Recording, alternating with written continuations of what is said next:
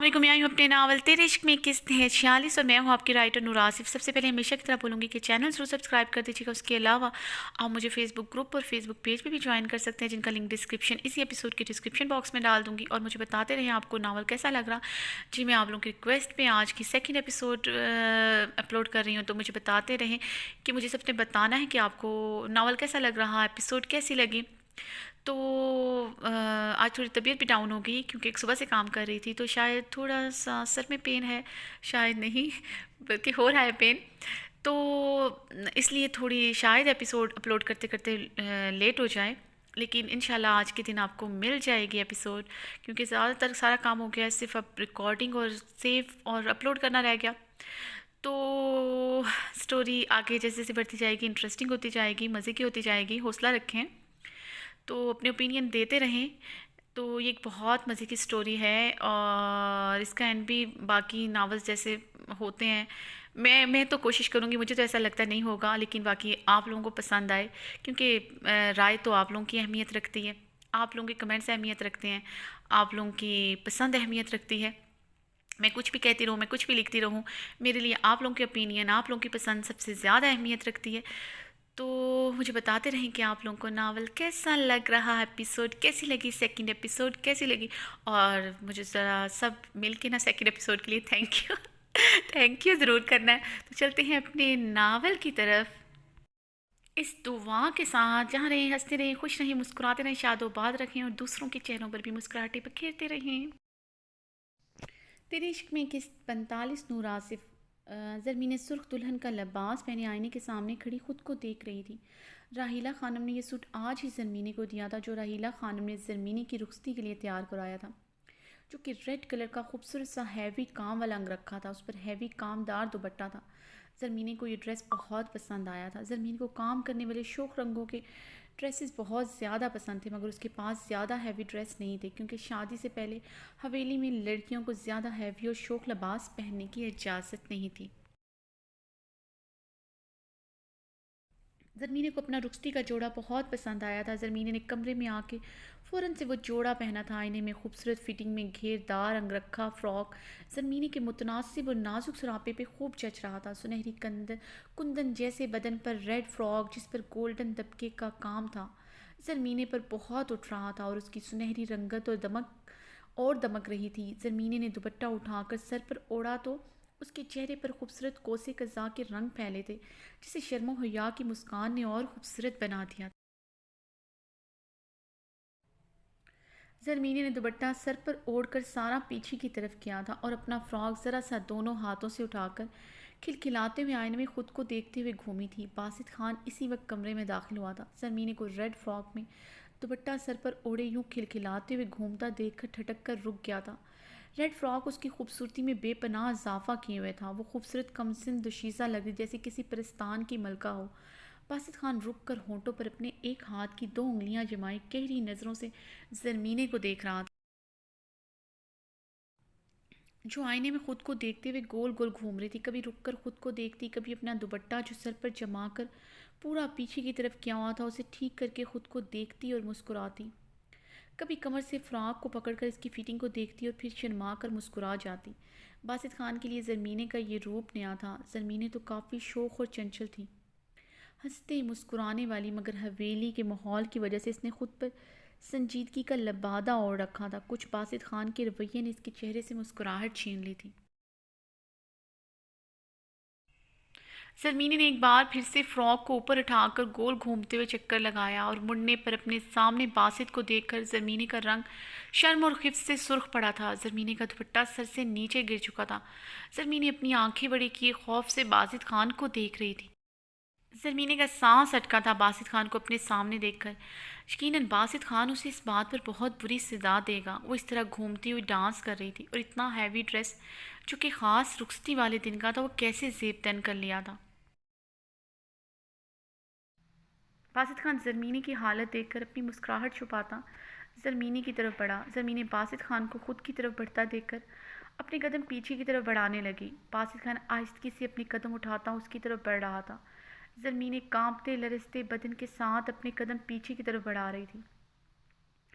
باسط خان کی مسکراہٹ گہری ہوتی جا رہی تھی۔ زرمینیں پیچھے کو ہوتی دیوار کے ساتھ جا لگیں تو باسط خان اس کے اطراف میں اپنے ہاتھ جماتا اس پر جھکا تھا۔ یہ کیا خانم، یہ کیا کر رہی تھی تم؟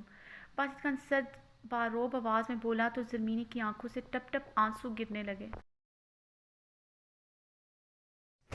باسط صاحب، میں کچھ بھی نہیں کر رہی تھی، میں نہیں گھوم رہی تھی، آپ میرا یقین کریں، میں نہیں تھی۔ زرمینی نے باسط خان کے خوف سے لرزتے لبوں سے معصومیت سے کہا تو باسط خان کا اس کی بات پر کہکا لگانے کو دل چاہا تھا جسے اس نے بڑی مشکل سے روکا تھا۔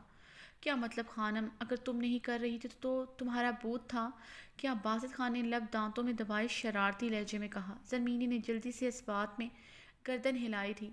ہاں ہاں، میرا بھوت تھا، میں نے یہ نہیں کیا، زرمینی ہکلاتے ہوئے بولی تو باسط خان کا بے ساختہ کہکا گونجا تھا۔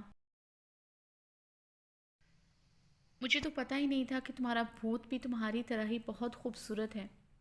باسط خان نے نرمی سے اپنی انگلیوں کے پوروں سے اس کے آنسو چنے۔ زرمینی ابھی بھی خوف سے باسط خان کو دیکھ رہی تھی۔ حویلی کا ماحول بہت سخت تھا، انہیں اپنی سہیلیوں کی شادیوں پر لڑکیوں کے درمیان بھی ڈانس کرنے کی اجازت نہیں تھی۔ پہلے تو کہیں جانے ہی نہیں دیا جاتا تھا۔ زرمینی نے کچھ سال پہلے اپنی سہیلی کی شادی پر ایسے ہی تھوڑا سا گھومتے ہوئے ڈانس کیا تھا تو ارتضیٰ خان کو پتہ چلنے پر انہوں نے زرمینی کو زوردار تھپڑ مارا تھا اور سزا کے طور پر آئندہ سے اس کی کسی بھی سہیلی کی شادی میں شرکت کرنے سے منع کر دیا تھا۔ یقیناً باسط خان بھی آج اسے بہت بری سزا دے گا۔ خانم، یہ بھی تم ہو یا تمہارا بھوت ہے؟ باسط خان نے زرمینی کے ہونٹوں پر انگوٹھا پھیرا تھا۔ زرمینی نے سرخ ہوتے نظریں جھکائی تھیں۔ باسط خان مدہوش ہوتا زرمینی کے ہونٹوں پر جھکا، اس کی جان نکال چکا تھا۔ باسط خان نے اپنی شدت اس کے ہونٹوں پر دکھاتے ہوئے اسے چھوڑا اور پھر اسے اپنی گود میں اٹھائے بیڈ کی طرف بڑھا اور اسے پیار سے بیڈ پر لٹاتے ہوئے اس پر گہری گٹا بن کر چھایا۔ خانم، یہ ڈریس مورے نے دیا ہے تمہیں؟ باسط خان نے مدہوش ہوتے زرمینی کی کمر پر ہاتھ پھیرتے ہوئے اس کی فراک کی ڈوری کھینچی تھی۔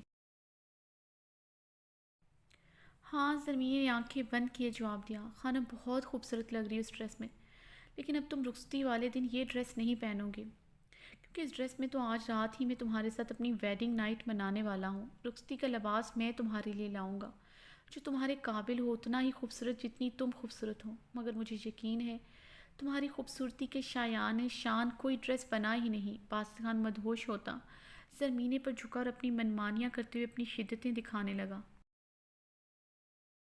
نینا واش روم سے وائٹ باتھ روب گاؤن پہن کر نکلی تھی اور ڈریسنگ کے آگے کھڑی ہو کر ڈرائر سے اپنے بال خشک کر رہی تھی جب ارمان خان زادہ واش روم سے بلیک ٹراؤزر اور بغیر شرٹ کے باہر آیا تھا اور مسکراتے ہوئے نینا کو پیچھے سے اپنے حصار میں لیتے ہوئے اس کے بال سائڈ پہ کرتے ہوئے گردن پر اپنے لب رکھے تھے۔ مسٹر خان، یہ کیا کر رہے ہیں؟ آپ کا جی نہیں بھرا کیا؟ نینا نے جھنجھلاتے ہوئے ارمان کے بازو اپنے پیٹ سے ہٹانے چاہے تھے۔ ارمان نے اپنا حصار اور مضبوط کرتے ہوئے نینا کو اپنے سینے کے ساتھ لگاتے ہوئے اس کے خوبصورت چہرے کو آئینے میں دیکھا تھا۔ تمہیں ہی تو جاننا تھا کہ میری کل رات تمہارے بغیر کیسی گزری۔ ارمان مدہوش ہوتے اس کا رخ پلٹے اس کے ہونٹوں پر جھکا تھا جب نینا نے اس کے ہونٹوں پر اپنا ہاتھ رکھ کر اسے روکا۔ نو نو نو مسٹر خان، آپ اندر مجھے اچھی طرح بتا چکے ہیں کہ آپ نے کل رات مجھے کتنا یاد کیا، اب مجھے اور نہیں جاننا۔ نینا گھبراتے ہوئے وہاں سے جانے لگی تھی جب ارمان نے اسے کلائی سے پکڑ کر بیڈ پر دھکا دیا تھا اور خود بھی اس پر مکمل طور پر چھاتے ہوئے اپنی شدتیں بکھیرنے لگا۔ نینا نے روحان سے ہوتے ارمان خان سے دور ہونا چاہا تھا مگر ارمان نے اسے ایسا نہ کرنے دیا۔ تمہیں یہ تو جاننا تھا میں کل رات کہاں تھا، میری رات تمہارے بغیر کیسے گزری۔ ارمان خان نے مسکراتے ہوئے نینا کے اوپر جھکے نینا کے گال پر اپنے لب رکھتے ہوئے شرارتی نظروں سے اسے دیکھا۔ مسٹر خان، وعدہ کریں مجھ سے آپ کبھی بھی مجھ پر غصہ نہیں کریں گے، مجھ پر چلائیں گے نہیں۔ نینا نے ارمان کی شدتوں کے آگے ہار مانتے ہوئے ارمان خان کے حصار میں پھر سے خود کو سونپتے ہوئے نے روٹھے لہجے میں کہا، اور جو تم چیختی ہو اس کا کیا؟ ارمان نے نینا کے ماتھے پر اپنے لب رکھے تھے۔ کچھ بھی ہو، آپ مجھ پر آئندہ سے غصہ نہیں کریں گے۔ نینا نے بات ختم کی۔ اوکے میری جان، اور کوئی حکم؟ ارمان نینا کی گال چومتے ہوئے بولا اور پھر مدہوش ہوتا نینا میں مکمل طور پر گم ہو چکا تھا۔ نینا نے وائٹ کیپری پر پرپل کلر کی لانگ شرٹ پہن رکھی تھی اور اس پر بڑا سا دوپٹہ اوڑھے وہ بالکل تیار تھی۔ ارمان خان زادہ نے گہری نظر نینا پر ڈالی تھی اور پھر آگے بڑھ کر اس کا دوپٹہ سر پر اڑایا تھا اور اپنی ڈارک براؤن مردانہ شال جو اس نے کندھوں پر ڈال رکھی تھی وہ نینا کو اچھی طرح اڑائی۔ ارمان خان زادہ اس وقت بلیک کلر کی شلوار قمیض میں ملبوس ہمیشہ کی طرح شلوار قمیض میں بہت باروب اور وجیح لگ رہا تھا۔ مسٹر خان یہ کیا؟ نینا نے حیرانگی سے ارمان کو دیکھا۔ نینا ہم حویلی جا رہے ہیں، وہاں دوپٹہ تمہیں سر پر رکھنا ہوگا جان، اور یہ شال تو میں نے تمہیں اس لیے اڑائی ہے تاکہ میری مہک ہر وقت تمہارے ساتھ رہے۔ ارمان نے پیار بھری گہری نظر نینا پر ڈالی تھی۔ لیکن مجھے تو اس میں سے کوئی مہک نہیں آ رہی، نینا نے مسکراہٹ ضبط کرتے ہوئے کہا۔ چلو پھر اندر بیڈ روم میں چلو، تمہیں اپنی مہک سے اچھی طرح مہکاؤں۔ ارمان خان زادہ نے نینا کے گرد سے اپنی شال اتاری تو نینا ارمان کے ارادے جان کر جلدی سے مضبوطی سے ارمان کی شال اچھی طرح اپنے گرد لپیٹتے ہوئے گاڑی کی طرف بڑھ گئی۔ ارمان خان زادہ مسکراتے ہوئے سن گلاسز لگائے نینا کے پیچھے گاڑی کی طرف بڑھا تھا۔ ارمان خان زادہ گارڈ کی گاڑیوں کے ہمراہ حویلی روانہ ہوا تھا۔ وہ نینا کے معاملے میں کسی بھی قسم کا رسک نہیں لے سکتا تھا۔ اگر رئیس خان زادہ کو ذرا بھی بھنک پڑی کہ وہ حویلی آ رہا ہے تو وہ ضرور راستے میں اس پر حملہ کروائے گا، اور اسے اس بات کی بھی ذرا سی خبر ہوئی کہ ارمان خان کے ہمراہ اس کی بیوی بھی ہے تو یقیناً وہ ارمان کو پسپا کرنے کے لیے اپنے اوچھے ہتھ کنڈوں کو ضرور اپنائے گا۔ اس لیے ارمان کی گاڑی کے ساتھ آگے 2 گاڑیاں گارڈز کی تھیں اور پیچھے بھی 2 گاڑیاں گارڈز کی تھیں۔ ارمان خان زادہ خود ڈرائیو کر رہا تھا، پہلی بار نینا کے ساتھ حویلی جا رہا تھا، اس لیے وہ تمام راستے اپنی خوبصورت بیوی کو اپنی نگاہوں میں بسائے اس سے پیار بھری باتیں کرتے ہوئے اپنا سفر خوشگوار بنانا چاہتا تھا۔ پورے راستے ارمان خان زادہ کی نظریں نینا پر تھیں۔ وہ ڈرائیو کرتے ہوئے گاہے پہ گاہے نظر نینا پر ڈالتا تو نینا مسکرا کر رہ جاتی۔ ارمان خان زادہ بھی اس کی مسکراہٹ پر نثار ہوتا مسکرا اٹھتا تھا۔ کتنی بار راستے میں گاڑی روک کر ارمان خان زادہ نینا کے سر پر دوپٹہ اڑا چکا تھا۔ ارمان کی گاڑی رکتی تو گارڈز کی بھی گاڑیاں رکتی۔ نینا ہر بار جھنجھلا جاتی، مسٹر خان آپ بار بار گاڑی روکتے ہیں، آپ کے گارڈز کیا سوچ رہے ہوں گے؟ نینا ارمان کی گاڑی روکنے پر جھنجھلائی تھی، جس نے گاڑی روک کر اس کا دوپٹہ پھر سے سر پر اڑایا اور اس کے ماتھے پر پیار بھرا اپنا لمس بکھیرا تھا۔ ڈارلنگ ارمان خان زادہ کی جان، یہ تو بہانہ ہے گاڑی روکنے کا تاکہ تمہارے خوبصورت چہرے پر وقتاً فوقتاً اپنی محبت کی مہر ثبت کروں۔ جانتی ہو نا نہیں رہ سکتا تمہارے بغیر۔ ویسے بھی ہم حویلی جا رہے ہیں اور تمہاری پریکٹس کروا رہا ہوں تو وہاں کبھی بھی بغیر دوپٹے کے نہیں رہو گی۔ خان دادا کے سامنے بھی تمہیں اچھی طرح دوپٹہ لینا ہے، اور اس میں ذرا سی بھی کوتاہی برداشت نہیں کروں گا۔ ارمان کا لہجہ آخر میں سخت ہوا تھا۔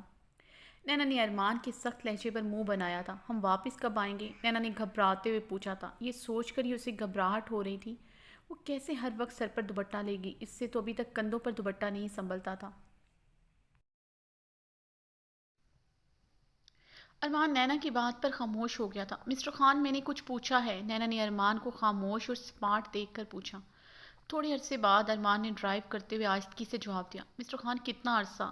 میرے سیمسٹر ہیں کچھ مہینوں بعد۔ نینا نے ارمان کو دیکھا جو یکدم سنجیدہ ہوا تھا۔ نینا 1-2 ماہ لگ جائیں گے، ارمان خان نے جھنجھلاتے ہوئے جواب دیا۔